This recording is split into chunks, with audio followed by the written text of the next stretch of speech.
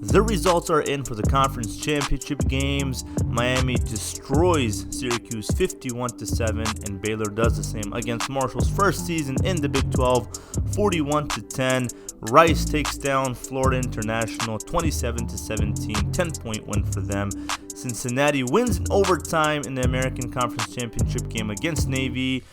And the SEC, LSU takes care of Florida 44-17, big win for them. Boise State falls at the hands of third-ranked San Diego State 34-14.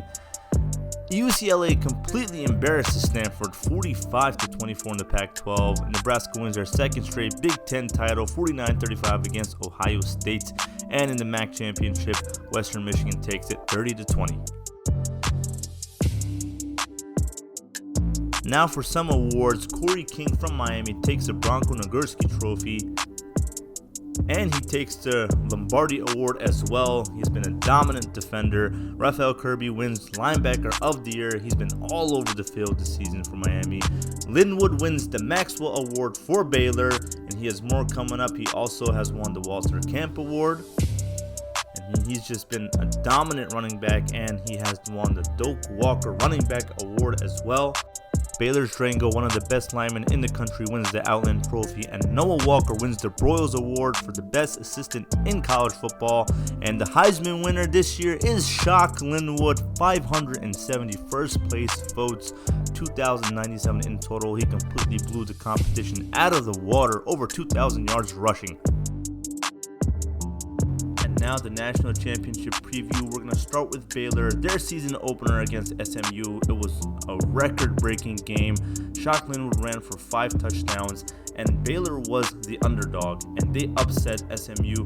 Moving on, they defeated 20th ranked Auburn, 13th ranked Maryland, and 13th ranked Georgia. They just knocked them down one by one in pretty dominant fashion. Miami started their season against the reigning champs, the Cornhuskers, defeated them, but it was a struggle. They went to defeat Florida, pretty dominant fashion. It was a historical lineup in the beginning, and then they finished off Notre Dame, shredded them completely. Their ACC opener was a close one, but they did happen to win it. They lost Duke Johnson in that one.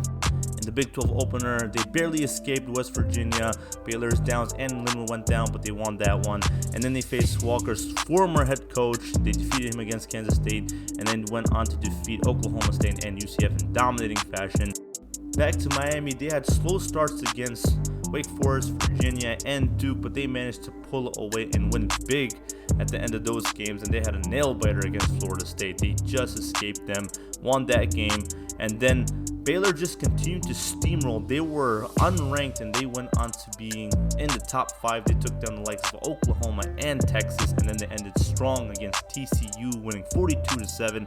The same goes for Miami. They went on to defeat Georgia Tech. It was a 2 versus 3. They had a close one against Virginia Tech, which they pulled away, and then UNC, and then their season finale against Pittsburgh. It was just dominant all around. Miami looked poised for the national championship game. In the first ever Big 12 championship game in Marshall's first year in the Big 12, Baylor ran all over them, and Linwood won the Heisman Trophy in the ACC championship game. Miami took care of Syracuse 51-7. Now a quick comparison, starting with defense, the linebacking squad. Armbrister and Kirby, 140 tackles, 8 sacks, but Phillips and Chapman with 137 tackles and 7 sacks. Very, very similar squads between the two. Defensive line, the biggest difference is obviously the sacks. Miami has 21 between Moore and King, but Bo Blackshear and Oakman have 16 between them, but they have 74 tackles. I mean, they're all over the field. Moving on to the secondary, these are the key components. Dion Bush and Xavier Howard. 4 interceptions for Bush, 5 for Howard. Pass deflected 8-7, but the biggest difference is Dion Bush is more spread out around the field, 67 tackles as he is a safety, but keep your eye on these two. They're going to make a difference in this game. And now the offense, the wide receivers. Miami in total has 25 between the 3, and Baylor has 22. They're not far behind, but you can tell the biggest difference is the total yardage. Over 2,000 for Miami and around 1,800 for Baylor. The tight end group, not so impactful. 6 touchdowns, however, for Bo Sandlin. He's a safety net for Samuel Mateo, and Gus Penning, used mostly for run blocking. 3 touchdowns, but he is a good receiving tight end. We'll see how they use him in this one. And now my favorite part, the running backs. Shock Linwood won the Heisman, over 2,000 yards, 22 total touchdowns, key component in Baylor's offense. He is unstoppable. No team has had an answer for him. And Dallas Crawford for Miami coming in for an injured Duke Johnson, amassed over 1,300 yards, 13 total touchdowns. He is also lethal in the pass game. Keep your eye on him. He could change this game. It's going to be exciting. And now the story of this game, what we've been waiting for, the quarterback comparison. Miami's Samuel Mateo and Baylor's David Downs, both transfers from the same school, South Alabama. David Downs was a starter, did not do so great in the first game. Samuel Mateo took over, and the rest is history. And now they're at separate schools, number 1 versus number 2. Samuel Mateo over 3,000 yards passing, 37 touchdowns, and 6 rushing touchdowns. But the biggest issue, of course, are the turnovers, 15 interceptions for the season. And David Downs, 2,500 passing yards, 29 passing touchdowns, 11 interceptions. He's not that far behind Samuel Mateo, but one can argue David Downs is more reliable when it comes to holding onto the ball. 538 rushing yards and 7 rushing touchdowns. He is a dual threat quarterback, and Miami's defense has to account for him in the run game. Noah Walker has come a long way from where he started at South Alabama as an offensive coordinator. He gave that team hope and took them to heights that they had never seen, and he did that same exact thing with the Baylor Bears.